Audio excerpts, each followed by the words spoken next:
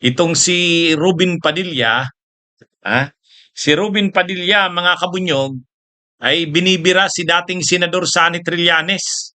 Ah, eh, sumasawsaw itong si Robin Hood Padilla kasi nga nakita na ng mga DDS, nakita na ng kampo ng mga Duterte na matindi ang mga binubunyag ngayon ni dating Senador Sani Trillanes.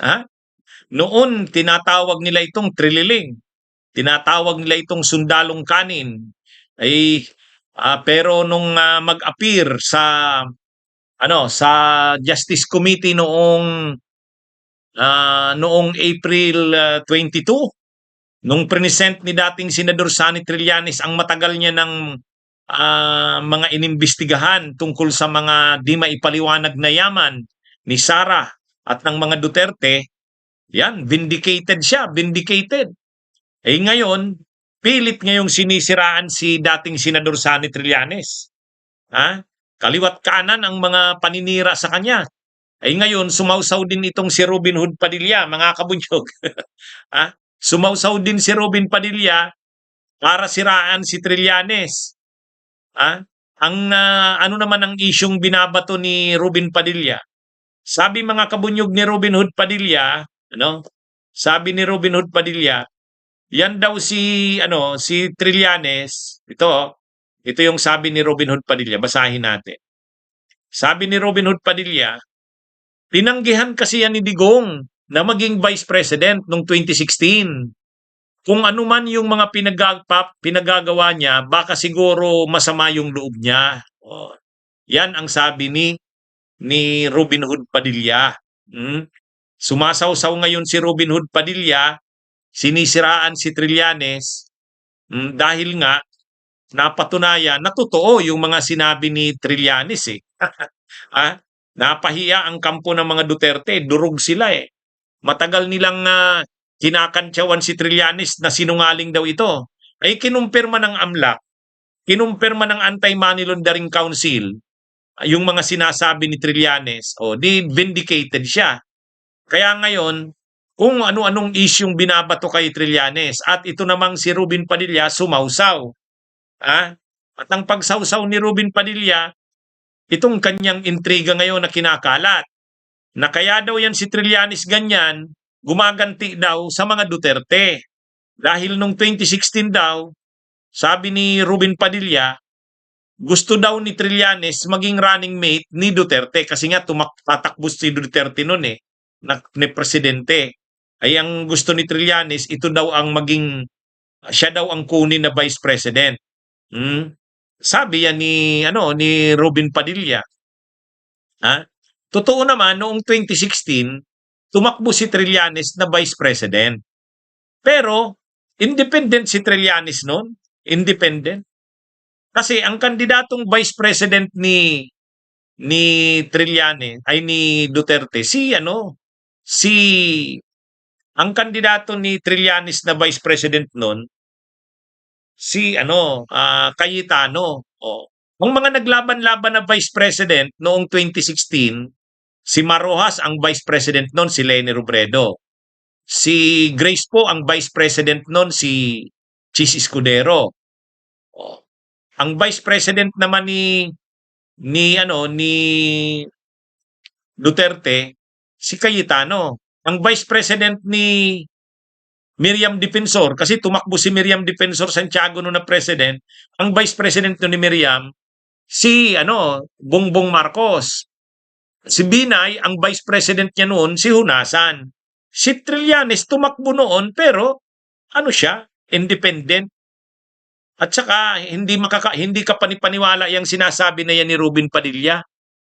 Napanood naman natin ang sabi ni Trillanes nung nag-usap daw sila ni Duterte.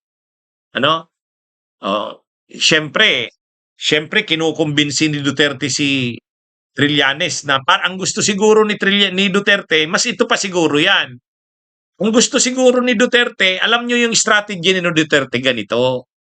Mga kabunyog. Isa pa ito sa dahilan bakit nanalo noon si Duterte. Ang ginawa ni Duterte noon, ang running mate niya sa Vice President, si Alan Peter Cayetano.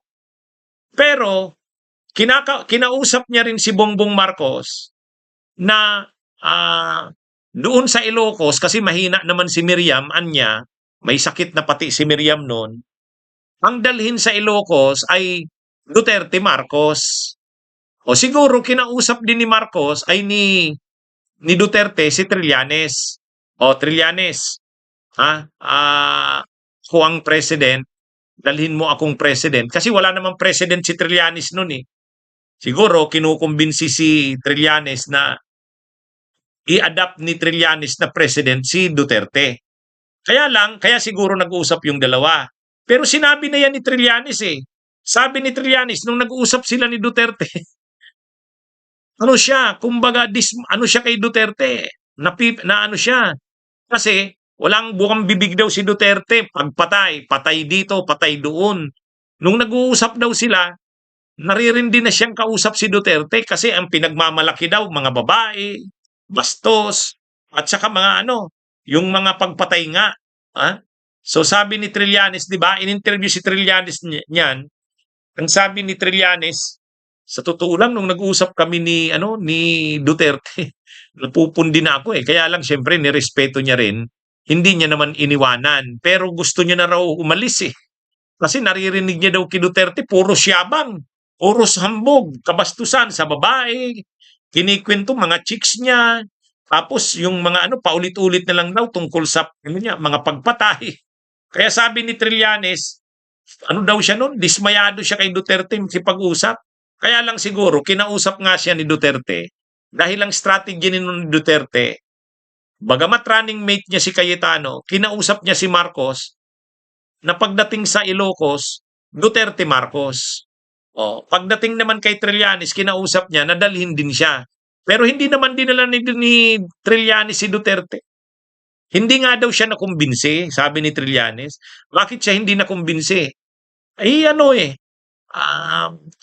panay kabastusan daw ang lumalabas sa bibig sa mga patay dito, patayan doon. 'Di ba? Kwininto na yan ni Trillanes, nag-usap nga sila ni Duterte, pero hindi daw siya na-impress na pa siya. Narindi daw siya kay Duterte, talagang wala siyang kaamor-amor kay Duterte, sabi niya. O kaya paano naman mangyayari yung sinasabi nito ni Ruben Padilla na kaya daw si Trillanes sinisiraan si Duterte, ang mga Duterte ngayon dahil hindi ito kinuha ni Digong na Vice President noong 2016. Sus naman. Kwininto na yan ni Trillanes na wala man lang siyang kaamor-amor kay Duterte, hindi man lang siya na-impress kasi nga bastos at saka panay-patayan ang bukang bibig nung nag-usap daw sila eh. Bunyog, bunyog, halikan na kasama ka. Bunyog, kapag buklod ay may pag-asa. Luzon, Visayas, Mindanao, isa ang pananaw. Sa bagong Pilipinas ang bunyog isisigaw. Bunyog.